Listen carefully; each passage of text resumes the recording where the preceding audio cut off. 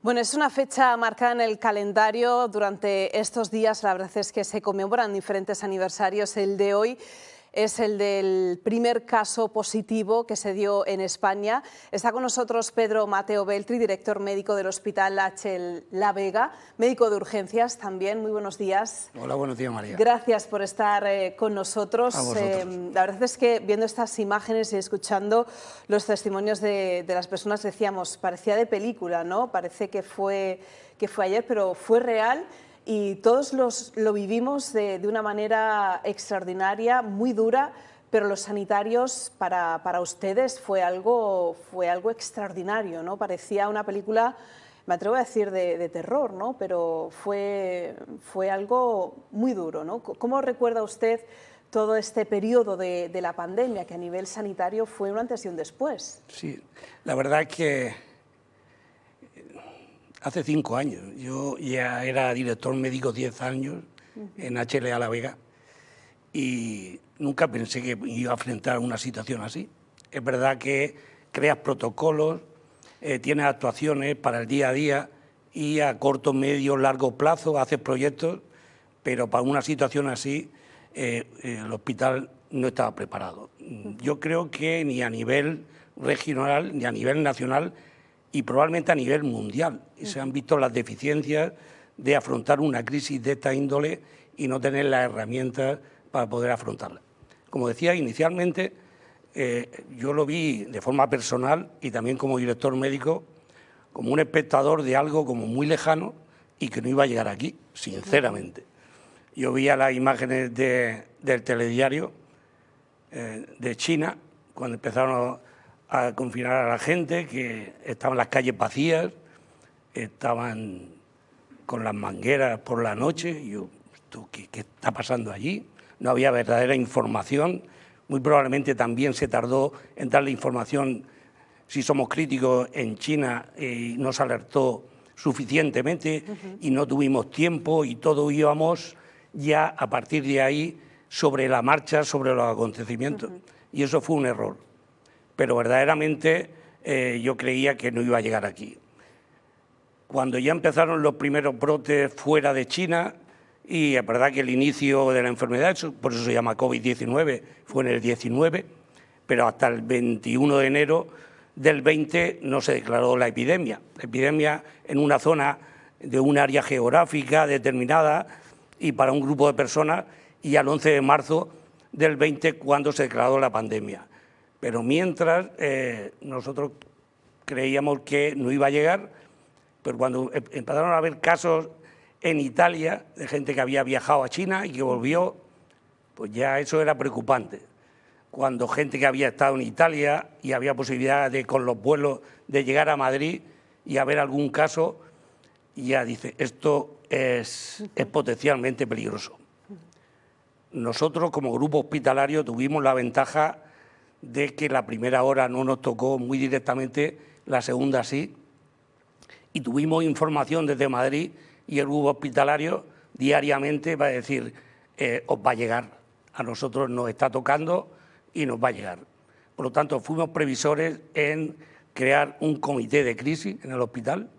Es verdad que es la segunda vez que lo hemos creado, desde que yo fui director, otro por un acontecimiento que no tuvo trascendencia, pero de forma individual para una persona que había fallecido en el hospital y se creó ese comité de crisis. Pero eso es lo bueno de tener elaborado la posibilidad de crearlo y de ponerlo en positivo y en actuación, puesto que desde el primer día el gerente Eduardo Reina dijo hay que activar el comité de crisis. Y el comité de crisis tiene que ser de personas que están en el día a día para trabajar. Y luego, si me permite, seré crítico con el comité de crisis o de expertos, que nunca supimos quiénes eran, pues salía Fernando Simón, pero después preguntamos, el comité de crisis o de expertos, ¿quién son los que están tomando las medidas? En mi hospital era la dirección médica, subdirección médica, dirección de enfermería, con el gerente a la cabeza, farmacia, riesgos laborales, y nos reuníamos todos los días a las 8 de la mañana, el comité de crisis, veíamos la incidencia que estábamos teniendo en el hospital, veíamos los equipos de protección, EPI, medidas a tomar ese día, al siguiente y posteriores. Nos reuníamos con los supervisores de enfermería, con los responsables de áreas críticas de urgencias, de intensivos, y así fuimos afrontando la situación. ¿Qué es lo que, No, que quizá en un hospital privado no se tiene esa presión hospitalaria que en un sistema público hubo, ¿no? Bueno, pues, perdóname, Claro, claro. no fue así. Es decir, también, ¿no? Porque, y tengo que decir, primero porque tuvimos la información desde Madrid del grupo hospitalario. Y por otro lado, la buena coordinación en el Servicio Murciano de Salud y en la región de Murcia. Tengo que decir que fuimos ejemplares en cómo afrontamos la situación. Desde el primer momento, el consejero Manuel Villegas tomó el mando y tuvo además la buena idea de decir esto probablemente precise un protocolo de actuación y necesitamos a todo el sistema sanitario, tanto público como privado.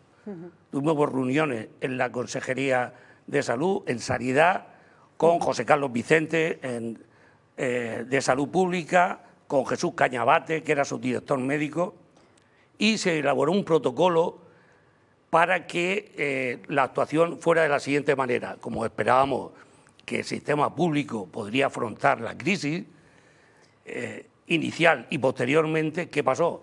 Elaboramos un protocolo para decir detección de casos sospechosos, las PCR que había que meter el palito se harán en la risaca y todos los pacientes se van a ingresar en la risaca, en un área suficientemente dotada, y los hospitales privados lo único que tendrán que detectar los casos y derivar a la salud pública para la atención.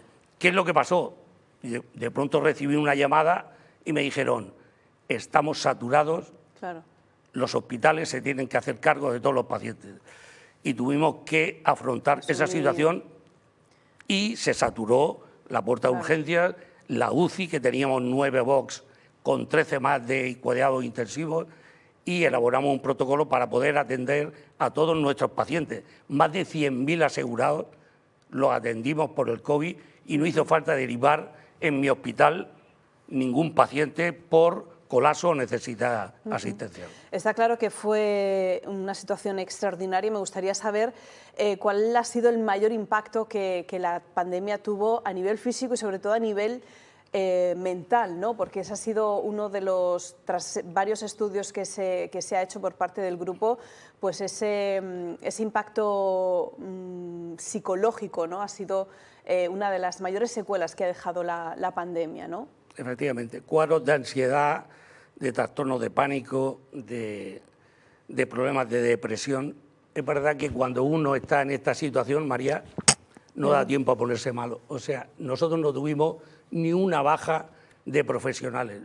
Y tengo que destacar la importancia, por supuesto, los médicos, los enfermeros, pero la limpiadora tenía que ponerse el EPI y afrontar una situación de riesgo para la que no está preparada. Los sanitarios ya tienen una conciencia de atención al paciente, pero una limpiadora tenía que ponerse el EPI para limpiar una habitación que sabía que era positiva, con el peligro de contagio para ella, para los familiares y con peligro de muerte. Entonces, yo tengo que quitarme el sombrero para todos los sanitarios, sociosanitarios en la residencia, todo el personal estuvo a la altura y no, en ese momento no hubo bajas. Que haya secuelas probablemente de esa situación a posteriori, seguro. Y después tener en cuenta que no solo vivimos la situación de estrés, de problemática del día a día individualmente, luego volvíamos a las casas con el peligro de contagio a los familiares. Y por otro lado, fuimos enfermos también. Yo pasé COVID, gracias a Dios, de forma leve y posteriormente a las vacunas, que luego tendremos opción de hablar de las vacunas y cómo se hizo, pero muy cercanos, familiares míos, tuvieron COVID y en cuidados intensivos fallecieron. Aspectos positivos, ¿no? Ese aprendizaje humano, profesional y sanitario que nos ha dejado la pandemia. A mí me ha llamado la atención la capacidad de adaptación de la población en general ante una situación de crisis. El confinamiento fue ejemplar. Es verdad que la gente estaba asustada, pero yo ahora, viéndolo a posteriori, digo, si hubiera otra vez un cuadro similar, seríamos capaces de confinarnos y no había rechazo a esa decisión, habría que plantearlo. Sería complicado. La implicación, por supuesto, de todo el sistema sanitario en sacar la crisis adelante, la necesidad de elaborar protocolos de actuación de crisis. Anoche, antes de acostarme, digo, voy a ponerme el chat GPT a ver si el chat GPT, que entonces no existía, claro, para ver en una situación de crisis sanitaria qué hay que hacer. Y lo primero que dice es elaborar un comité de expertos. Comité de expertos que sepan de lo que están hablando y de lo que hay que hacer en esas situaciones. Y después, otra cosa favorable desde mi punto de vista y que defiendo es la colaboración público-privada en situación de crisis cuando los medios no son suficientes. Entonces, aquí se hizo y fue ejemplar. Bueno, pues muchísimas gracias. Vamos a quedarnos con esos aspectos positivos y a ponerlos en práctica y a seguir con ello. Muchísimas gracias. Un placer, doctor, por haber estado con nosotros y a todo el hospital, porque siempre está disponible para venir a esta casa a las 7 al grupo HLA La Vega. Muchas gracias a vosotros. Un placer. Bueno.